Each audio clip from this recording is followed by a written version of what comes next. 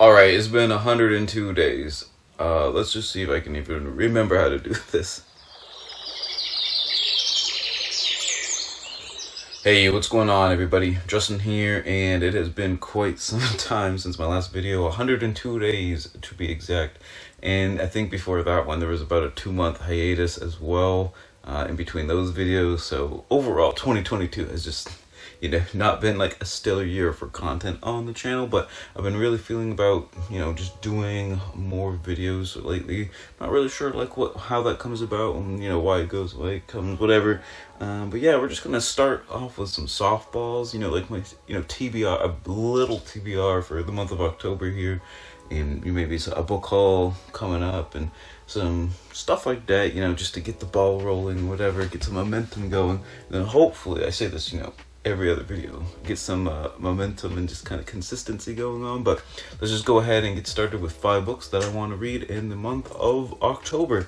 So it's actually to start off with the one I don't physically have, and it is The Mind of the Bee by Lars Chitka.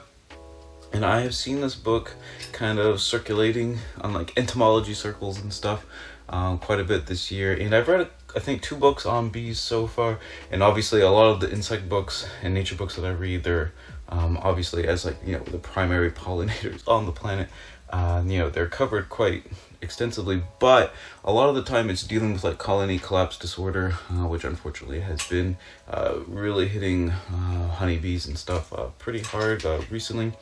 And I kind of want a book just dealing more, obviously I'm sure that's going to be part of it, but I want a book dealing more just with the waggle dance, how they can like tell other bees, where to go find, different pollinating flowers and plants and stuff.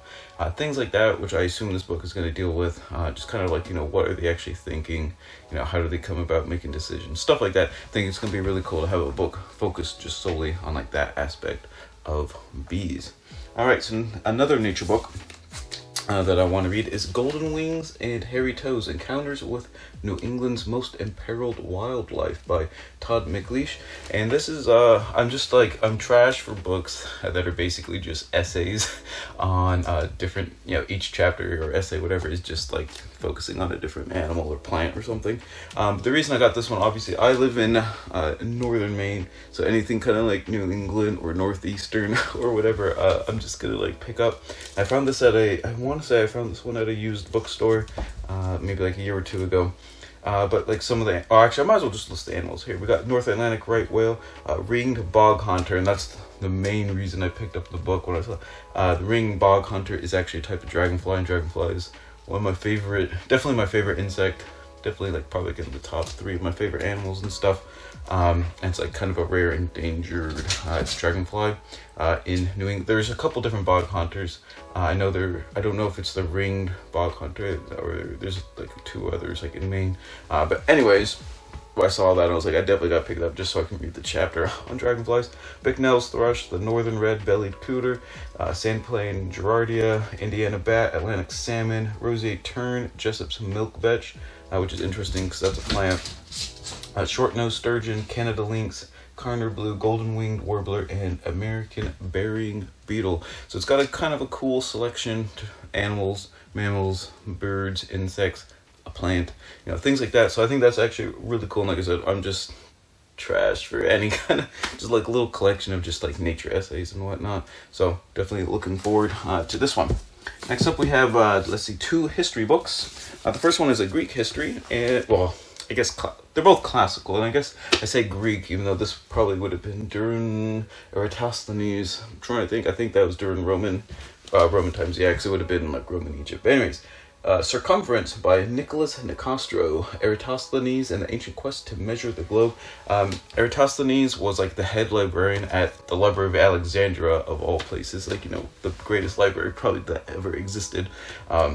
Especially like, talking about pre-modern libraries and stuff, obviously. But anyways, Eratosthenes and like his, guys or whatever were able to come up with this, like calculate the circumference of the globe to within, I think it was like 300 or 400 miles, which is pretty crazy considering we're talking about like 200 AD or something like that. It's just it's just insane. I don't really know too much about it, but I'm hoping this book kind of elaborates more on like the Library of Alexandria. How did they actually go about doing the math, which I'm sure they probably like measured like, the shadow length of like different locations throughout like the Mediterranean world and stuff at different times and things like that. So it's going to be kind of a cool, I think, travelogue type of, daily life. I don't know, kind of crazy, just academia back in like, the classical world. I think it's going to be kind of a cool read, so definitely looking forward to that one. For a more traditional, kind of just in-your-face history, we got Simon Eliot's Prednax, the son of a slave who became a Roman emperor. This is obviously going to be a biography of Prednax, who was a Roman emperor for about 3 months. If you all know Marcus Aurelius, his son Commodus, he was pretty much trash, but did I just say pretty much trash? Basically, I think I did. Anyways, he was terrible. He was like, the one from, Gladiator fame. Anyways, after he was kind of assassinated, the Praetorian Guard put Prednax up. And they kind of realized they made a mistake because he was trying to actually enforce rules and get some discipline going on. And they offed him in about, like I said, 3 months. But apparently he was the son of he was a freedman's son, so his father was originally a slave who either bought or earned his freedom some way or another through manumission. And so it's kind of a neat, I guess, looking at, coming from very, very humble origins and rising his way up through, the Roman aristocracy to become emperor. Don't know too much about him other than that, so definitely looking forward to filling the gap in my knowledge there. And then lastly, for just my fun pleasure guilt read, I have a Warhammer book, which is Warhammer is pretty much the only fiction that I read anymore. Anyways, we got Warhammer Age of Sigmar, we got Warcry, Catacombs Blood of the Everchosen by Richard Strachan. And I don't know too much about this one. All I know is it's going to be just, chaos filled. The Slaves to Darkness is the faction that we're going to be looking at. Apparently, after like reading the synopsis and stuff, there's like a prophetic child that's been born, and a bunch of different like war bands are going to go off and try to, take claim of the child for their own purposes and whatever. So it's definitely you're just looking at the cover, it's just going to be just cheesy, just blood for the blood cut stuff. But like I said, Warhammer is definitely like kind of my pleasure reads, for fiction and whatnot. But those are the 5 books that I hope I finish throughout the month of October, among some other stuff. But most likely, I think I've been averaging 8 or 9 books a month so far this year.